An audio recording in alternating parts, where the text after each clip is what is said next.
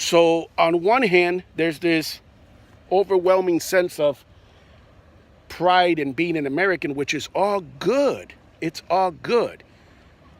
But not if you are willing to stop somebody like me or somebody like him from exercising the rights that are guaranteed to all Americans. What is your take on that? Have you noticed that? Am I the only one that notices that? What's your take on that? A lot of people nowadays, they figure, all right, the police know what they're doing, and if you're giving them a hard time, then you're the problem. Yes. They don't realize, because they're safe in their little houses nowadays, they don't have to deal with the real world if they don't want to. Basically, don't question the police. They're there. They have a job.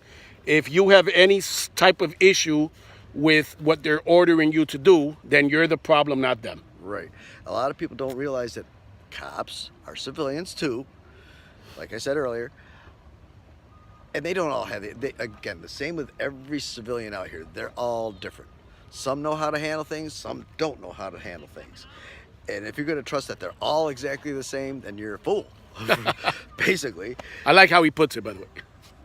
My birthday's April Fool's Day, so I can use that word. So don't any fools out there say I'm putting you down. All right, I put me down too.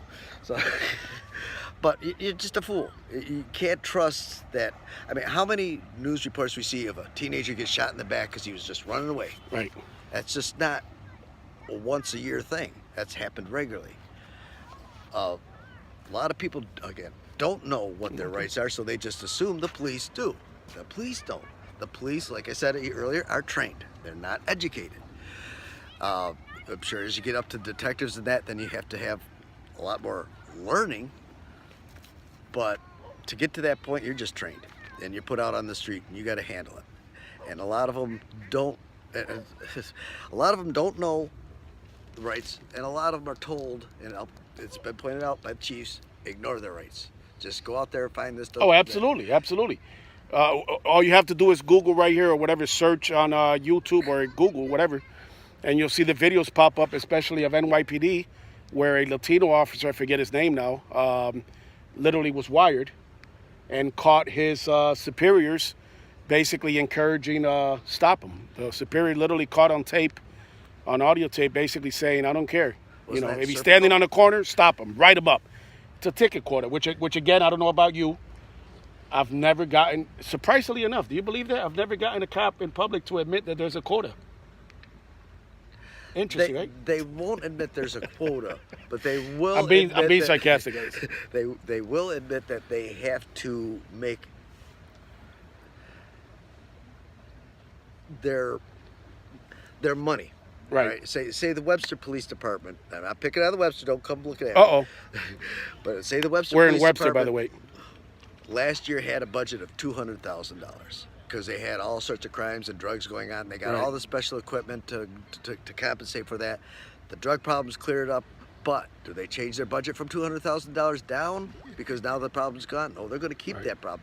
And to keep that budget going, now they have to. Well, they have to, or next year they won't get the same funds. Right. So that's something that a lot of Americans are also totally clueless about. And a lot of towns are doing this: seize your property.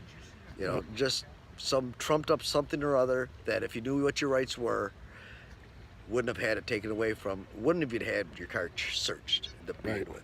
But a lot of people don't know their rights. They don't know that they can sit in their car and say, "No, I don't want you to search my car." Sure, they can go get a dog, search your car afterwards, but you have to say no. Right. If you say, sure, they're not your buddies. Remember, you have the right to remain silent. Use it.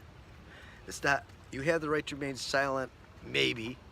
It might be used against you. No, it's, you have the right to remain silent. Anything you say can and will be used against you. Not might or maybe. Right. Can and will. So you just give the basic information to them and move on your way. You don't have to argue with them. But a lot of people don't even know that. It's like, I have my right. I don't want you searching my car. There's nothing in here and you just pulled me over for failing to signal. Why do you got to search my car? Well, I think I smell pot. Yeah. Well, then go get it. Well, that's their foot in the door. That's how they're fishing. We're in the water, and that's fishing. We all seen the the stops where that's how they start. I have a great video with quite a few views on it a few years back in Florida, where I was stopped by a Florida State Highway Patrol, and that's how he started. You know, as many people probably are aware, maybe some are not. When you go out of town and you rent a car, which is what I do, any out-of-state plates is a red flag for them. You know, an excuse to pull you over. So he pulled me over. He accused me of speeding a little bit, even though I was on I-95 just outside Miami. And everybody knows how crazy that it's almost. I don't condone speeding, but it's almost like you know, if you do the speed limit, you can actually get hit. That's how crazy the driving is down there. But he started with the foot in the door thing about you know, where are you headed? And it became this thing about, excuse me? What? I'm with my family. Ain't none of your fucking business. And of course, I didn't say it like that. There's no need to say it like that. But at the same time, don't be afraid to hold your ground. It's absolutely none of their business where I was heading. I'm on vacation. But that's how they start. They start with the foot in the door.